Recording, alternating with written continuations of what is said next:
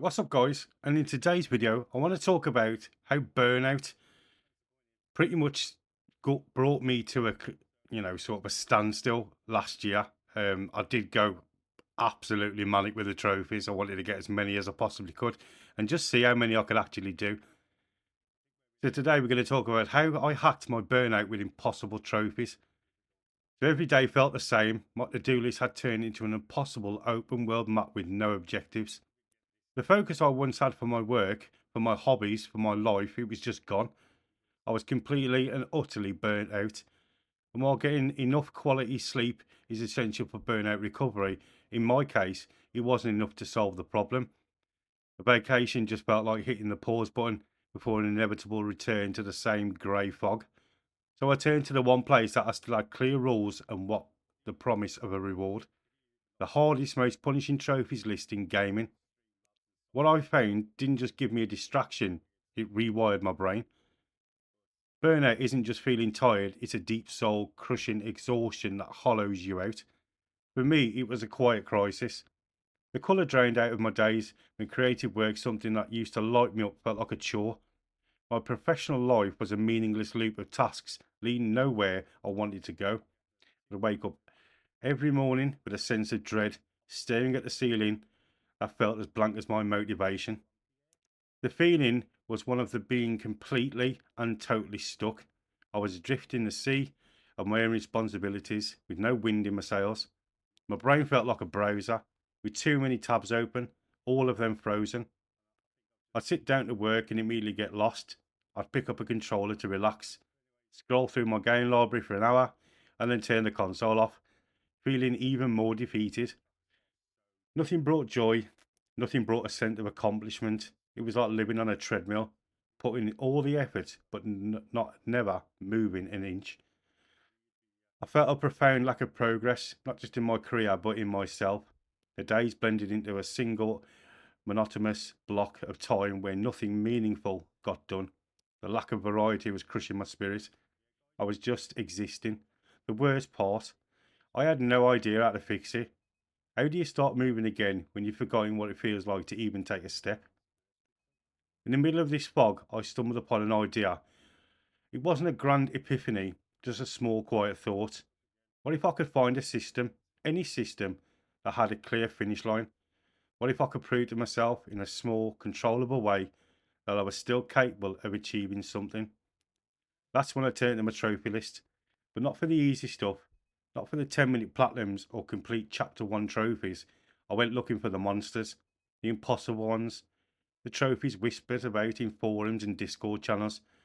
Platinums for the games like Wolfenstein 2, the new Colossus, and its infamous Mine Leaving trophy, or even Crypto the Necro Dancer and Super Meat Boy, which I did actually think about doing, but then I sort of, wound my neck in and thought, even me at my peak is not going to get those done. But my logic was simple. If after a little desperate, if I was going to tell you I feel like I was failing anyway, I might as well fail at something legendary difficult. Easy achievements and trophies felt hollow, like participation awards. I needed a real challenge with zero ambiguity, a system where success and absolute was undeniable. It is important to state that this is a personal story and not a substitute for clinical advice. Evidence based on treatments like cognitive behavior therapy and mindfulness are recommended for burnout. I made a pact with myself. I would pick one of these impossible peaks and climb it. I chose it not as an escape but as an experiment. Could a brutal, unforgiving but untamely fair challenge give me back the sense of agency that burnout had stolen? It wasn't about the game anymore, it was about reclaiming my own mind. The experiment became the foundation of my recovery. It worked not because I escaped in reality, but because I was rebuilding my mental frameworks in a world I could control. It all boiled down to three core principles. First, burnout thrives in ambiguity. My real world to do list was a vague mess of work on project, be more creative, and get life together. These aren't goals, they're innovations for anxiety. A trophy list, however, is the exact opposite. It's a masterclass in clarity. Complete the game on the hardest difficulty without dying, find all 200 collectibles or even achieve an S rank on every mission. There's no room for interruption. You either did it or you didn't. The clarity was like a lighthouse in the fog. It didn't solve my life's problems, but it gave my brain a single achievable target to lock onto, nurturing a goal orientated mindset that had long been dormant. Second, one of the most insidious parts of burnout is the loss of a reward cycle. When you put in the effort but feel no satisfaction, your brain misses out on the dopamine that motivates you to repeat the behavior. Life becomes a feedback loop of effort without reward. Trophy hunting hacked that broken system for me. That satisfying ping of a trophy popping was a tangible neurological event. Games are designed with rewards schedules that release dopamine in a response to complete a challenge or even achieving a goal, which can you keep you motivated. Every small bit of progress, finding one collectible, beating one tough section, was recorded and validated. It provided a tangible sense of accomplishment which I was starved on, helping to reassociate effort with a positive outcome.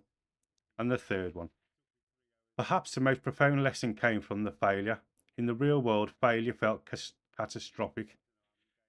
But in a game like Trials Fusion, you die hundreds of times, even thousands of times. Each death is a micro lesson in timing. There's jumps, there's patterns, and failure isn't a judgment, it's data. This process creates a safe space to learn and fail and try again, treating you to separate your self-worth from your performance. A 2023 study found a positive correlation between time spent gaming and personal resilience. By repeatedly facing and overcoming challenges in gaming, I was practicing the art of bouncing back. That frustration, tolerance I built trying to get a perfect run was the same tolerance I needed to handle a setback, either at work or in family life, without melting down. Slowly but surely, something started to shift. The focus I needed to survive permadeath runs in Wolfenstein started showing up at work. I could hold my attention longer, breaking down huge projects to smaller, trophy like objectives. Studies show that playing video games can improve cognitive functions like attention and process speed, and fMRI scans have revealed that gamers show enhanced activity in brain regions associated with attention and memory. The discipline I learned from grinding for a rare item became the discipline I used to re-establish healthy habits. Waking up on time, exercising, eating well, these became my new daily quests. But the journey wasn't a straight line. There was a point where the therapy started to feel like another job. I noticed myself getting obsessed, prioritising the virtual checklist over my real life. And this is the critical balance. The point wasn't to collect digital trophies, it was to use the structure of the hunt to rebuild my own mental structures. Recognizing I was tipping into obsession was itself a breakthrough. It was the moment I realized I had regained enough control to make a conscious choice. I took a short break. I played a game just for the story, no platinum hunting, and it felt like coming up for air. And the passion for gaming returned as genuine joy, not another chore. That experience taught me the goal wasn't to become the world's greatest trophy hunter, but to use the mindset as a tool and know when to put it down. In the end, it was never really about the impossible trophies, they were just a scaffolding. They provided a structure for me, a rewarding environment where I could practice focus, discipline, and resilience without crushing the weight of the real world consequences. The trophies were tangible, representation of effort, a way to prove my burnout, and that progress was still possible. The structure of gaming gave me back the structure that burnout had stolen from my mind. The clear objectives taught me how to set my goals again. The constant feedback loop helped me find satisfaction in effort again. And the cycle of failure and mastery taught me that I was more resilient than I actually believed. This process won't be for everybody, but the principle behind this is its universe. When your world feels chaotic and meaningless, find a small corner you can control. Find a system with clear rules and measurable progress, and use it to prove to yourself you can still win. Now, I also want to hear from you. What game has taught you valuable real life lessons? Share the story in the comments below. Let's talk about the unexpected ways gaming has helped us level up in real life. And guys, if you like this sort of video, drop a like, drop a sub if you're new.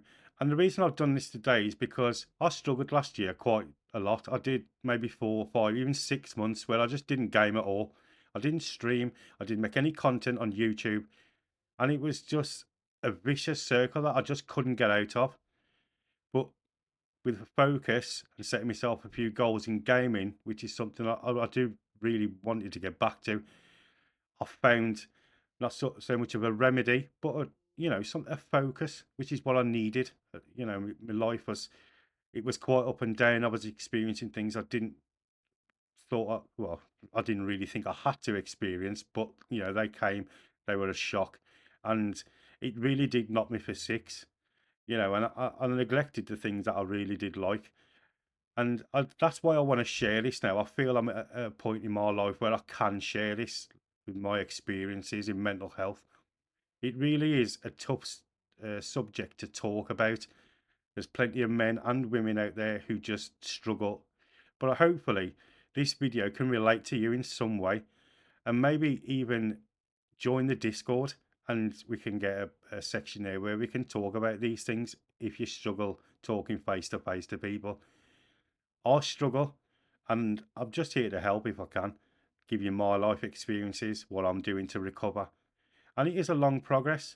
It really is. I've suffered with depression and anxiety now for over 10 years, and something I never really knew I did have, and now I'm at sort of counselling, and they're helping me along. And I'm just so grateful because now my vision and views aren't so tunneled. They are, I can sort of look at the bigger picture, and which is something that is really helping me along. So yes, guys, if you like the video, please drop it a like, drop a sub if you're new. It's all free, helps out the channel, helps to grow. And I really do enjoy making these videos, these one-off videos.